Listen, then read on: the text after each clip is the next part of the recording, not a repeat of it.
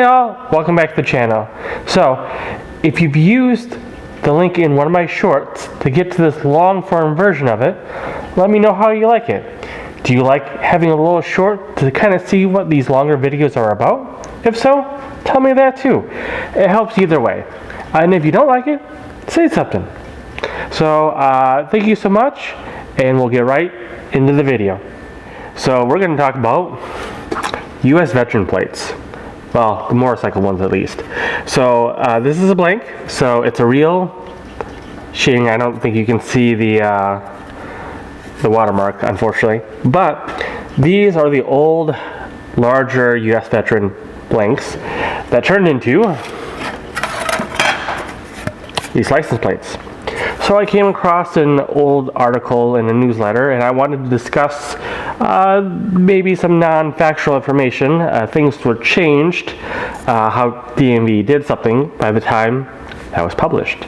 So in the article, it basically kind of says that these started at VB1. They did not. They started at VB11. I searched the system.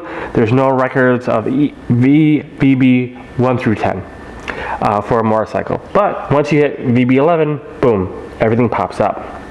So they didn't do VA, VC, and VD for some obvious poor initialing choices. They skipped those. This is a relatively harder plate to find. And with these, the older base, of course they're capped at 4, you can't fit anything else on these. But the newer ones, with the proper size, are also capped to 4.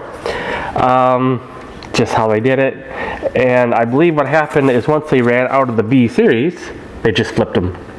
Flipped it around and continued with the Vs.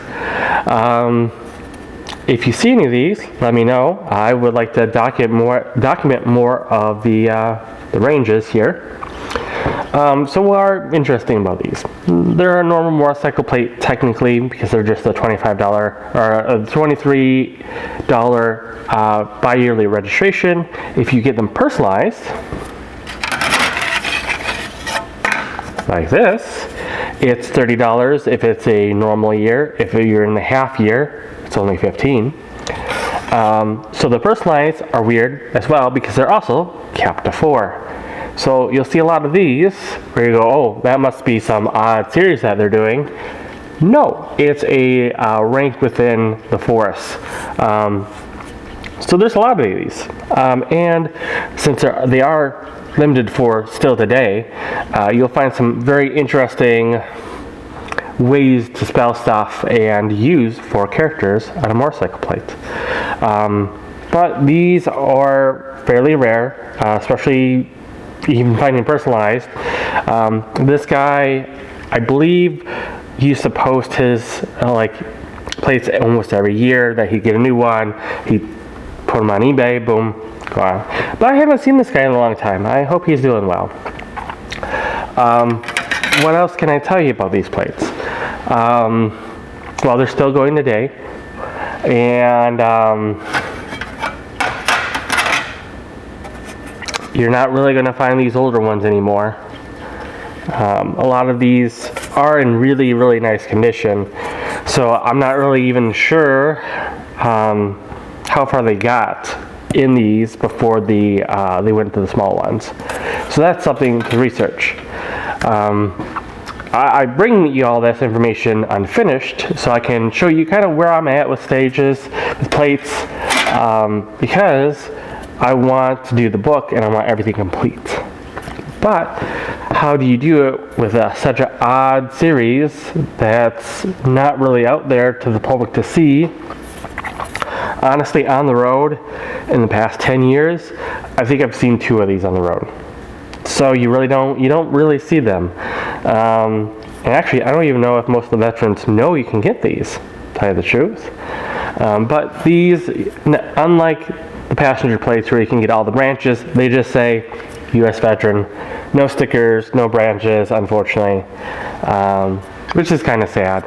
But we're lucky to have these at all because Wisconsin really doesn't issue any specialty motorcycle plate except for hobbyist, collector, antique, historic military vehicle.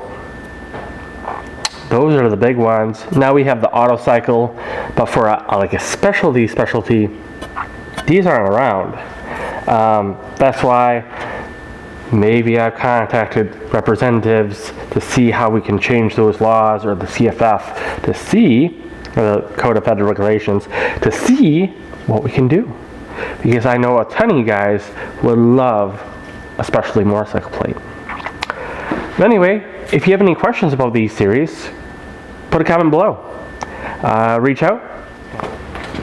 So, since I'm stitching this in, I've forgotten to say, I am trying to grow the channel to 500 subscribers before the end of the year.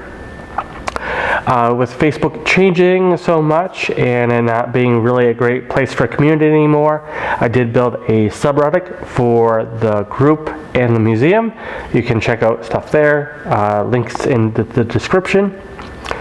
Check out my website for the Wisconsinites Bulletin and other things I'm kind of getting ready to produce that might not have come out on the channel or in the groups already. And let me know if you need anything else. I'm trying to build this community. Thank you. And I'll see you later. Thank you. Bye.